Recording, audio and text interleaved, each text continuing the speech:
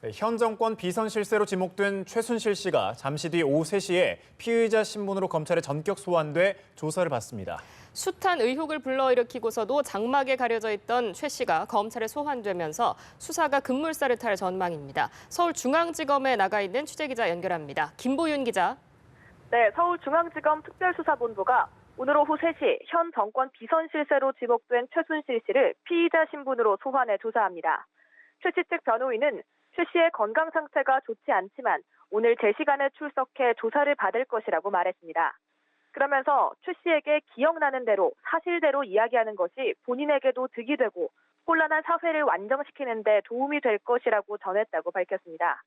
어제 오전 극비리에 귀국한 최 씨는 현재 서울에 머무르고 있는 것으로 전해졌는데요.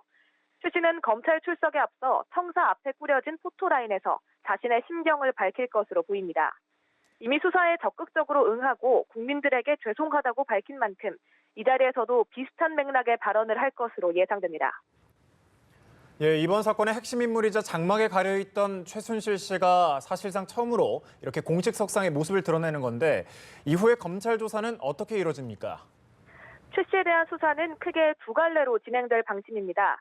우선 미르케이 스포츠재단의 설립과 운영 과정에서 최 씨가 기금을 유용하고 사유화한 의혹이 조사 대상입니다.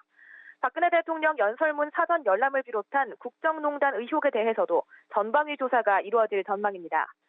어제 오전 귀국한 최순실 씨의 소환이 너무 늦어 말맞추기를 하는 것 아니냐는 지적이 나오기도 했는데요.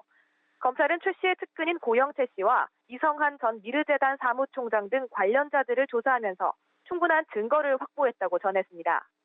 최 씨가 사용한 것으로 추정되는 태블릿 PC에 담긴 청와대 문건에 대한 분석 작업도 마무리됐습니다. 네, 최 씨의 귀국과 함께 검찰 수사가 속도를 내고 있는데요. 검찰이 안종범 전 청와대 수석과 정호성 전 비서관의 출국을 금지했다고 합니다. 이 소식도 함께 전해주시죠. 네, 검찰은 안종범 전 청와대 정책조정수석과 정호성 전 부속비서관에 대해 출국 금지 조치했다고 밝혔습니다. 안 전 수석은 미르케이 스포츠재단이 800억 원에 가까운 기금을 대기업으로부터 끌어모으는데 깊숙이 관여한 의혹을 사왔고요. 정 전 비서관은 최순실 씨에게 대통령 연설문 등 청와대 문건을 전달한 인물로 꼽히고 있습니다. 검찰은 이들 두 사람의 집을 이미 지난 주말 압수수색한 데 이어 이들의 청와대 사무실도 임의 제출 형식으로 압수수색해 상자 7개 분량의 증거 자료를 확보했고 본격적인 분석에 들어갔습니다.